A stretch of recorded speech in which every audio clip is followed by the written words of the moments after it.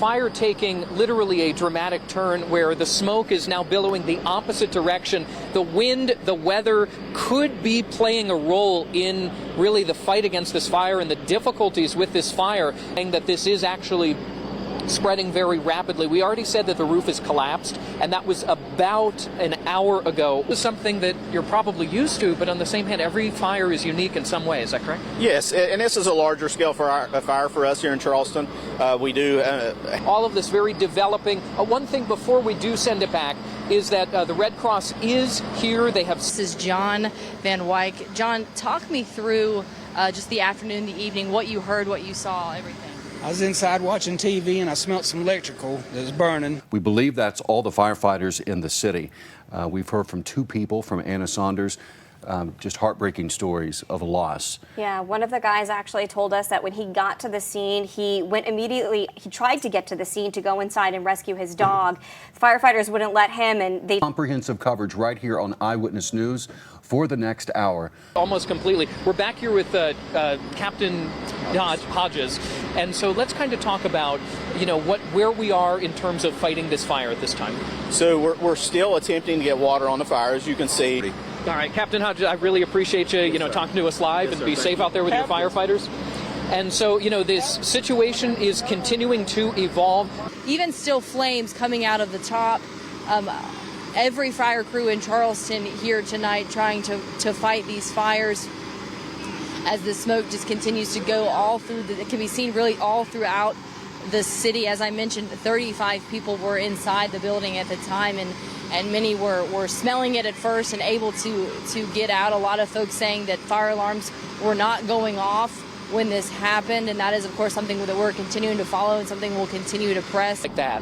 And so when you see people watching tonight, what's the best thing they can do to help you all? I've been trying to call them, they don't know where they're going, they have no clue. They're very upset, they're dissettled right now. So we got a team here right now, they're talking to individuals. Try and protect, and we see that now what looks like the fourth floor, it's almost completely gone. We see the flames that have taken over the fourth floor, and no doubt, just with the amount of time, Coverage right now of the Regal Apartments, which caught fire about 3.5 hours ago right there in the 1400 block of Canal Boulevard East. Everyone did make it out safely. No impacted people who have lost everything and are just trying to figure out what's next. Right now, a lot of them are at the Life Christian Church here just down the street. Sorry, it's so windy out here right now, and the smoke is just getting blown. But they said one of the solutions tonight, it might just be to start bringing the building down. And you're watching a live look right now as they maybe start that process as that moves closer and closer to the Regal Apartments up there, where they continue to battle the flames. You are watching this possibly come down live right now. I believe it has made contact with the building, starting to give it a little pressure. It is starting to break apart right now.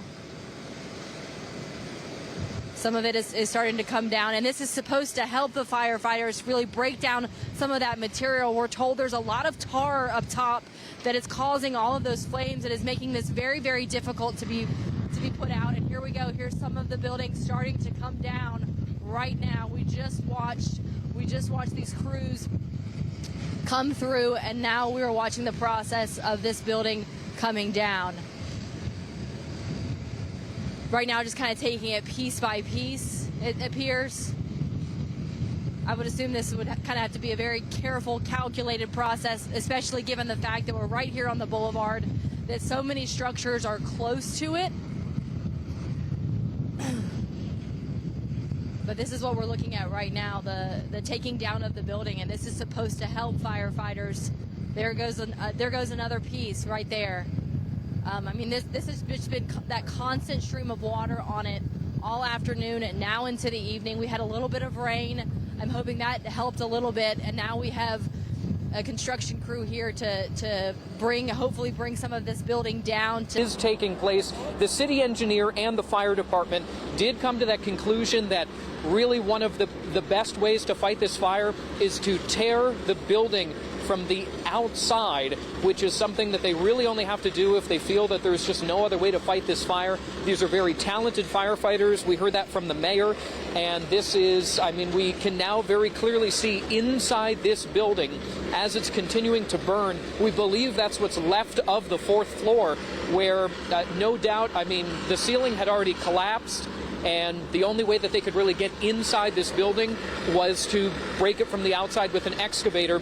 So the one thing that the mayor did say is that she's going to be here all night talking with the residents, talking with the Red Cross and all of the other crews that are here.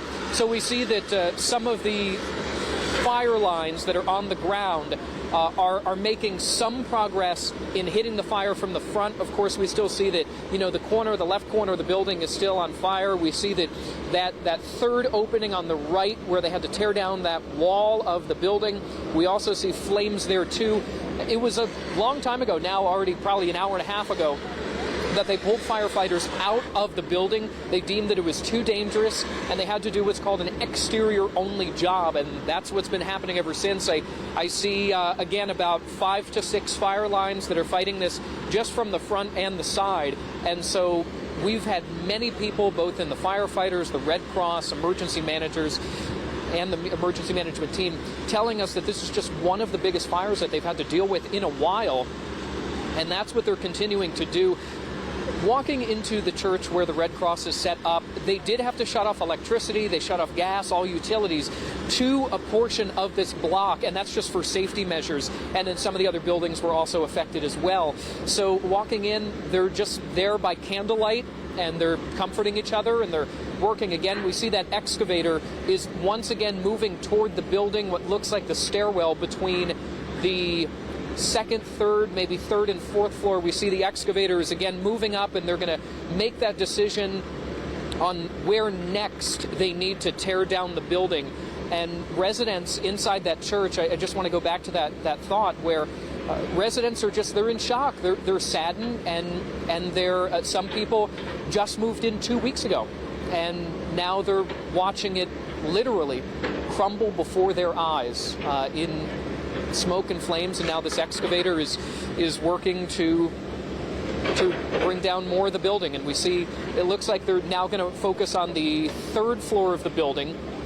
We see all of the soot and the water pouring out. That's it looks like black water just from all of the soot and the fire and everything that fire crews have been dumping on this building now for the past 4 hours. We see more Red Cross members moving in. And so we're not sure exactly how much of the building they're going to demo, but it does look like they're trying to create a pattern so that they can make sure the other buildings, the other houses, the other businesses that are next to this apartment building are safe as well. There was one person who was one of the managers for a business just to the side of this apartment, and he didn't want to go on camera, but he just wanted to say that he's very proud of the firefighters, that, you know, they're working very hard. We see some of the fire again picking up in intensity, at least on the left side of the building. That's going to be on the right side of your screen. So all of this is continuing to develop, and it looks like the demo crew really is starting to take effect. And About the past couple hours, we've been on this nonstop, and we had some great interviews with a couple people who live there and survived this. Luckily, everyone survived, and Anna Saunders talked to 2 folks who just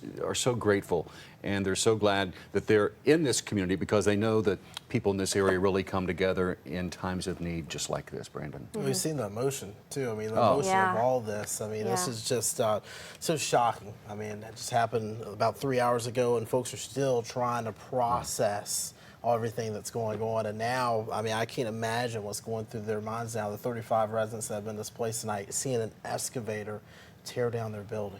Tear down their home. Yeah, that's insane. All right, well, here's another live look. You can see we have another camera there, and you can see they're just still pounding away at the top of it. That's the 3rd floor they're down to now. And again, all this happened about 4 hours ago. Nobody got hurt, luckily. This is in the 1400 block, right there, Canal Boulevard East. It's called the Regal Apartments. And everyone did get out safely. Nobody got hurt.